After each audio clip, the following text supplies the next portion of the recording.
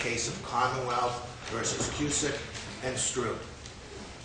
That case is awaiting the SJC's decision on further appellate review. It is a constitutionally based challenge to the cannabis prohibition under the Constitution of the Commonwealth of Massachusetts, which, as you know, since you've been here for the 10 years that I've been coming before this committee to testify about cannabis and the inappropriateness of its classification, I believe is unconstitutional. Mr. Evans has written a bill, and he is here for the first time, well, he's actually here for the second time since he was originally heard on this topic back in 1981. It is time. California, well, I don't want to steal Mr. Evans' thunder. I would like everybody, as you can see, you could have cleared the room quickly by calling 1801 first, because I'm not sure that these students from Suffolk and students from BU, I know some kids came in from Rockwood, and there are older people here as well to testify.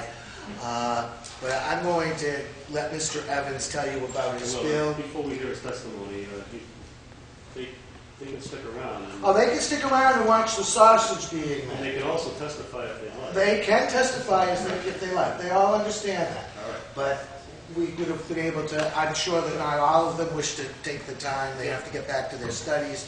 I really need to get back to the office. Without further ado, Dick Evans, the author of 1801.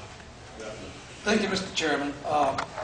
We come together today in the confluence of some really important events that are significant not only to the subject of marijuana generally, but also to the work of this committee. I'd like to identify those circumstances. For one thing, and I offer this as a stipulation of fact, Mr. Chairman, and that is that marijuana is inextricably embedded in our culture. It is ubiquitous and it is ineradicable.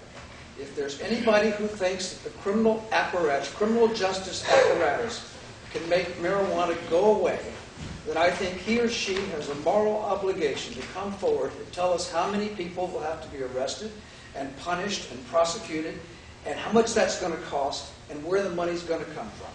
It simply cannot be done. The second circumstance that is very significant is what's going on as we speak in other states, especially out on the West Coast. In California, there will be an initiative that now enjoys 56% vote support in latest polls.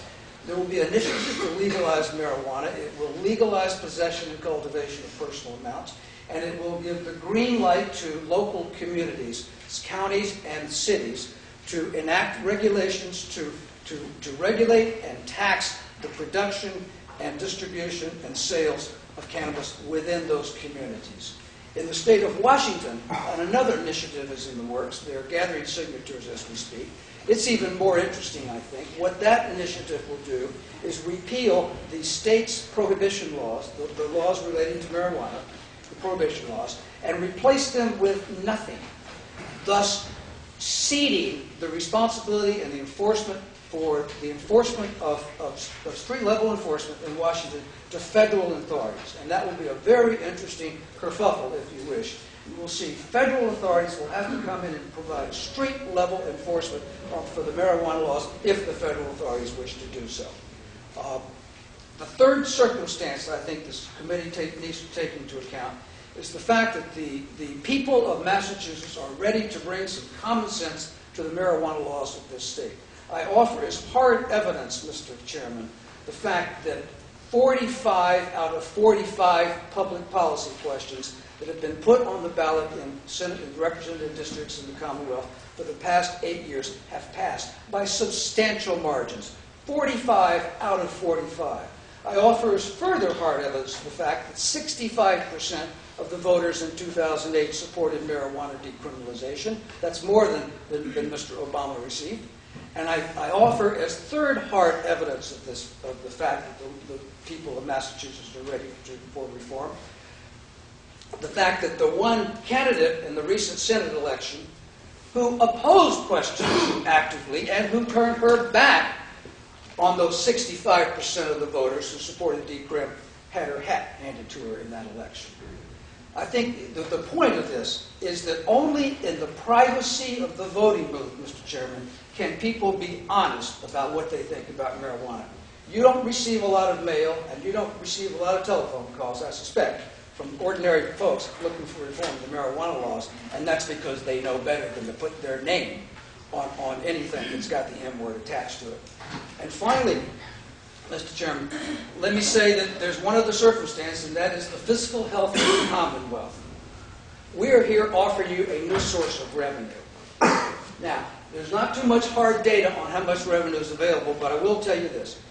The only official estimate of revenue from the taxation of cannabis comes out of the Board of Estimate in the state of California. They figured $4.4 billion in new revenue through a statewide system of taxation out there. Now, California has 6 times our population. If you divide 1.4 by 6, you get about 230 million. But keep in mind that California is only taxing at $50 an ounce, which I think is pretty low.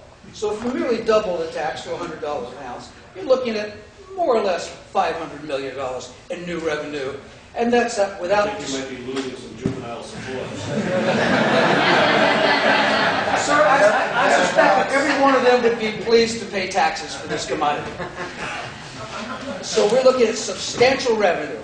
So I'll stop now, Mr. Chairman, just point out that you've heard us come before this committee for many years and talk about marijuana law reform. I suggest, sir, that the debate is changing. The marijuana issue is changing. For many years, we've talked about the injustice and the inefficacy of prohibition. But today, we are talking about whether it is a wise and prudent thing to turn our backs on the prospect of revenue from this commodity. That's our message today, Mr. Chairman. Thank you. Mr. Chairman, and just in closing, Mr. Evans neglects that the state of New Hampshire is probably going to send out to study this year. The House has already passed a bill to study legalizing marijuana. Rhode Island is investigating it. A number of other states are also investigating it. We lead the country, we're maybe tied with Colorado with adult cannabis consumption per capita. We may be underestimating the revenue that Mr. Evans' bill would raise for the Commonwealth. We may be overestimating it. But it's time has come. We've been prophetic. When we came before this committee 2 years ago, we told you could have saved some time and perhaps done it better than question 2 has done. We hope the committee will consider the bill, and if not, pass it out favorably, perhaps tied to some other legislation that the Commonwealth actually create a commission to investigate this. Because the Al Smith idea is an excellent idea, and Mr. Evans didn't use the word Al Smith, but Al Smith was the governor of New York. 1923, New York gave up its state prohibition on alcohol, leaving it to the feds. And New York didn't have the violence, didn't have the same prices for contraband alcohol that other states did that led to the violence in the other large cities. It's something that we really have to explore.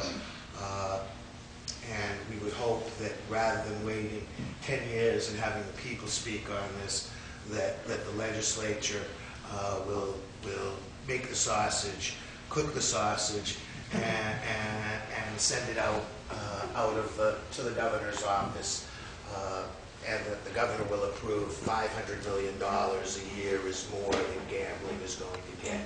And we already have probably peaked on whatever problems cannabis causes socially, whereas we haven't even touched the tip of the iceberg when it comes to the problems that legalized casino gambling may create in this Commonwealth. Thank you. Before both of you, I see we're joined by Representative Danielle Gregoire, who has joined us, and a representative.